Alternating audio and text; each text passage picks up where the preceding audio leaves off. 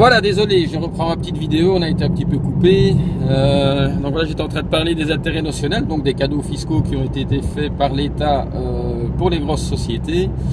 Donc si je prends par exemple les intérêts notionnels, c'est une mesure, enfin il faut retenir en gros, pour vous l'expliquer en des mots simples, c'est, si vous voulez, un crédit d'impôt qui est basé sur un pourcentage du capital que vous amenez.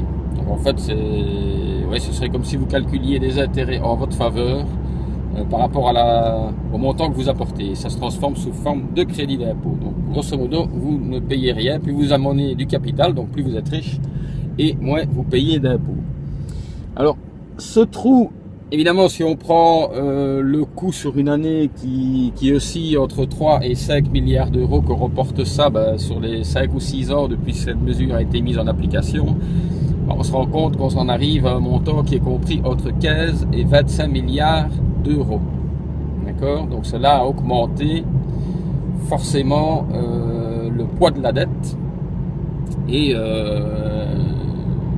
voilà, par effet boule de neige, la dette ne saurait faire que croître.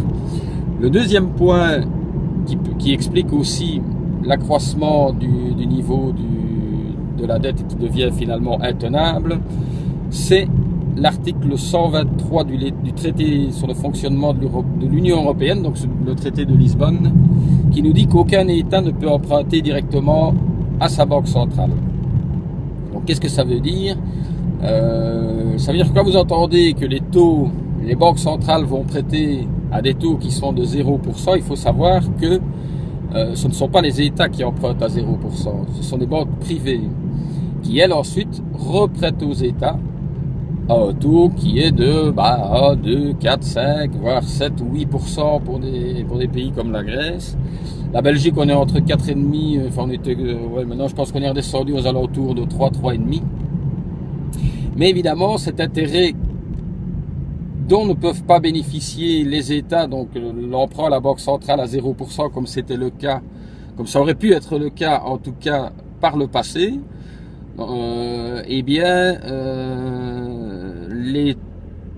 si vous voulez, la charge d'intérêt de cette dette, se cumulant à ce qui est à rembourser, fait que la dette ne fait que croître. Voilà, ça paraît évident, c'est un petit peu comme pour expliquer en termes simples, pour que tout le monde comprenne bien, c'est un petit peu comme un ménage qui, quand il a des bons comptes, peut emprunter, pendant toute une période, il peut emprunter à un taux de 0,5% ou 1%. Donc forcément, il va pouvoir s'acheter une grosse maison. Mais le jour où, maintenant, si on lui dit, écoutez, maintenant les emprunts ne sont plus à 0,5, mais c'est à du 4,5, forcément, il va se retrouver dans la difficulté, ce qui arrive exactement avec l'État belge. Ce point des intérêts représente, on a fait le calcul, depuis la signature du traité de Maastricht en 1992, ça représente un coût pour la Belgique de 280 milliards d'euros. Voilà. Donc, ce qu'il faut retenir cette fois-ci de cette vidéo, c'est que les dépenses de l'État, elles n'ont pas bougé. Donc, on est en train de nous dire que si la dette a augmenté, c'est à cause de l'augmentation des dépenses, mais ce n'est pas du tout le cas. Pourquoi est-ce que l'endettement a augmenté? À cause des gros cadeaux fiscaux qui ont été faits aux entreprises, comme je vous l'ai dit, entre 15 et 30 milliards, et l'obligation par le traité de Lisbonne de passer par les marchés financiers pour se financer, et notamment via le traité de Maastricht qui avait été signé quelques années avant, qui représente un coût de 220 milliards. Donc ça représente 250 milliards, d'accord, sur un endettement total de 400 milliards. Donc on se rend compte évidemment que le Belge finalement ne vit pas au-dessus de ses moyens, puisqu'il a réussi à dégager des surplus, le gouvernement a dégagé des surplus qui permettent de payer un taux d'intérêt qui, pour moi, est indu. Parce que c'est encore une mesure que je ne comprends absolument pas. Comment est-ce que l'on peut permettre de mettre un intermédiaire entre une banque centrale et un État? Voilà. C'est comme si à un moment donné, vous avez, pour remettre ça de manière plus simple, vous avez un commerçant vous avez une banque, le commerçant emprunte à la banque à du 0,5%, et à un moment donné, les commerçants empruntent aux banques à du 0,5%, et à un moment donné, tous les commerçants signent un traité par lequel ils s'obligent à ne plus emprunter directement à la banque, mais de passer par chez vous. Voilà. Donc là, tous les commerçants viennent chez moi, me demander des crédits, je leur fais un taux en fonction de ce que j'estime comme risque. Je vais à la banque d'à côté, j'emprunte à du 0,5 et je leur reprête à du 8 ou du 5 ou du 4, en tout cas sans rien faire, et j'encaisse les intérêts. Donc là, c'est un système qui est complètement grotesque, c'est une arnaque pas possible, et qui a été évidemment imposée à l'ensemble des pays membres de l'Union européenne via l'article 123. Voilà.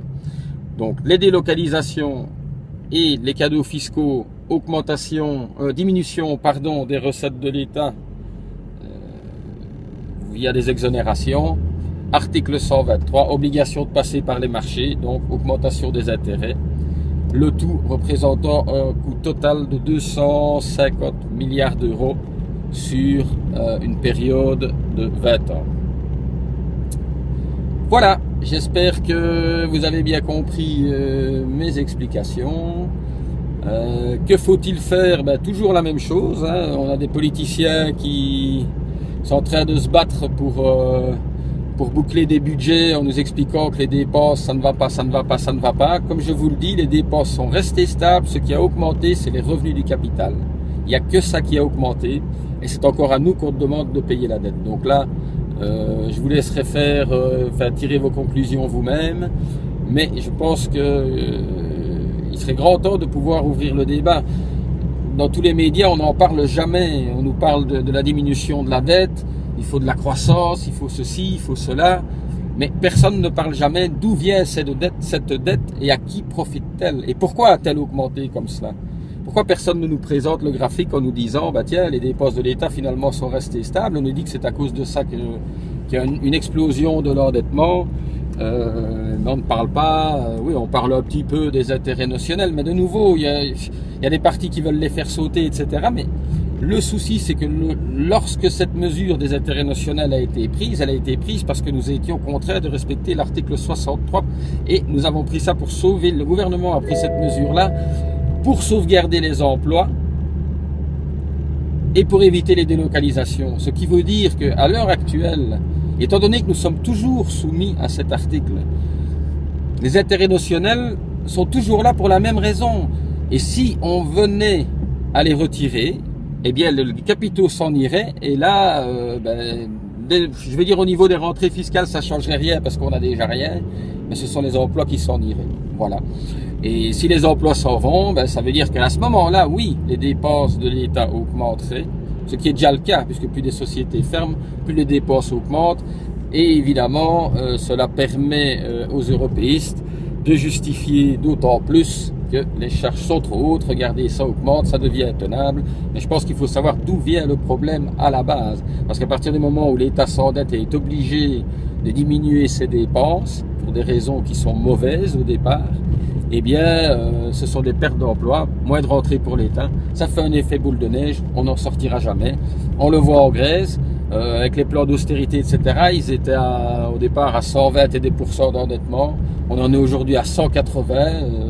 C'est comme un ménage, je ne saurais pas expliquer plus simplement que ça. C'est la spirale de l'endettement.